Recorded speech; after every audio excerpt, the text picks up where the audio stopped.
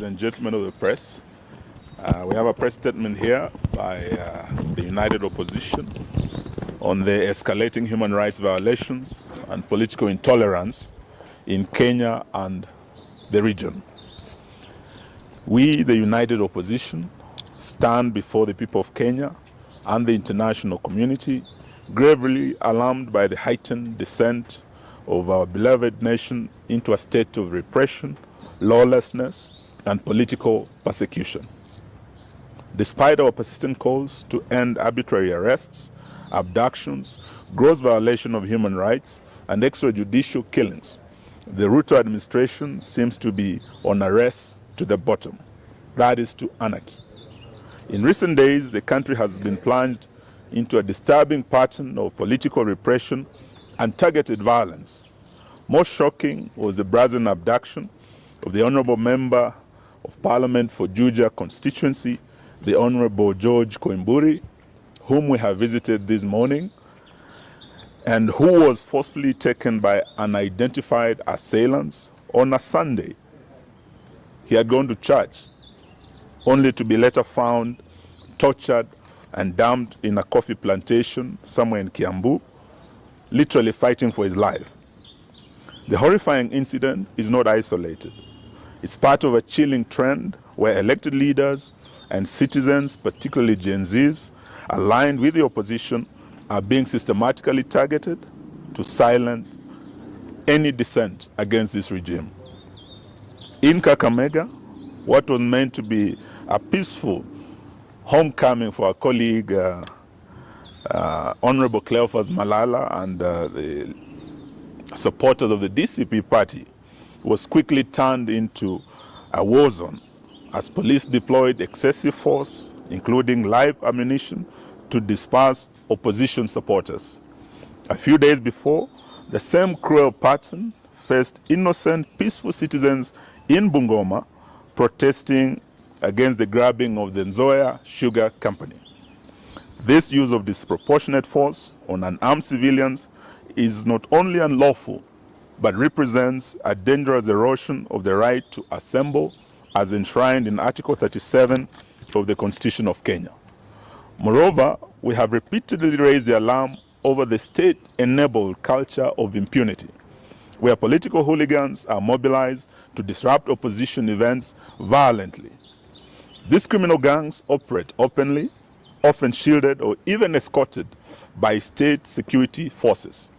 From Busia to Kisumu, Nairobi to Nyeri, opposition meetings have been ambushed, tents destroyed, sound systems and cars vandalized, and citizens assaulted. While the police stand by, or worse, collaborate in this chaos, this is no doubt a state-sponsored political terrorism. We also condemn, in the strongest terms possible, the murder of two Catholic priests, Father John Minor, who had just recently hosted the second deputy president. We also condemn the death and murder of Father Alois Cheriot Bet, who had also been paid a visit by DCI officers, only to be murdered shortly thereafter. We are in solidarity with the Catholic Church in demand for justice and holding to account those responsible for these heinous crimes.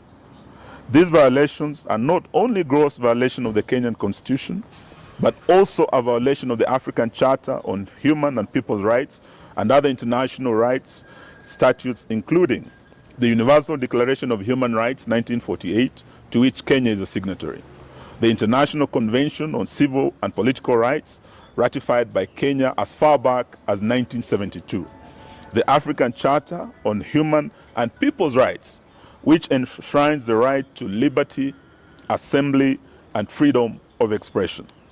These legally binding instruments obligate the state to protect, not to persecute, any of its citizens without exception.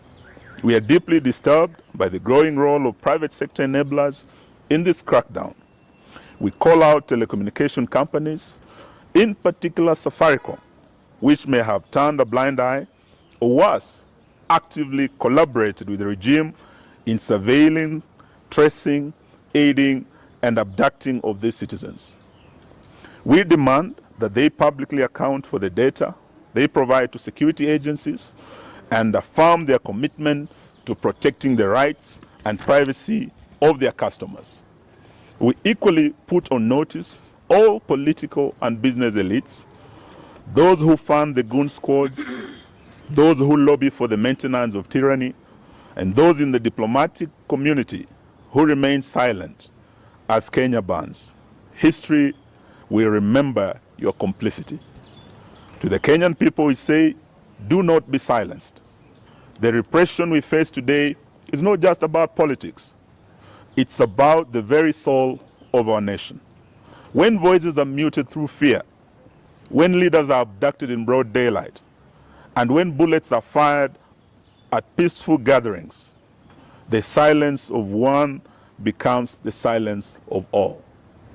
We urge every citizen, civil society groups, religious leaders, and international allies to stand in solidarity with us in demanding, one, an immediate cessation of politically motivated violence and abductions, enforced disappearances, and extrajudicial killings. Two, accountability for the telecoms and private actors enabling illegal surveillance, tracking, and data breaches. Three, an end to state-backed disruption of peaceful political assemblies. Four, the protection of constitutional rights, including the freedom of assembly, association, expression, and political participation. We would like to remind Mr. Ruto that he is not immune from prosecution for crimes against humanity, which includes abductions, torture, enforced disappearances, murders, gender-based violence, and other crimes. This is not a partisan issue. It's a matter of a national concern and international concern as well. In fact, we want to declare it a national emergency. We will not relent until justice and the rule of law is restored and every Kenyan can live and speak without fear in this country. That's the end of our statement. Thank you very much. Any questions? I think it's very clear. It's a very clear statement.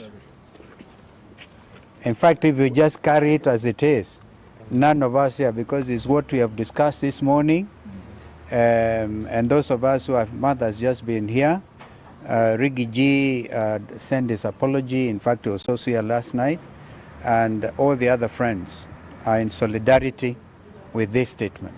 So I really think we shouldn't add anything unless it's something, a question. Oh, great. Tumemwona.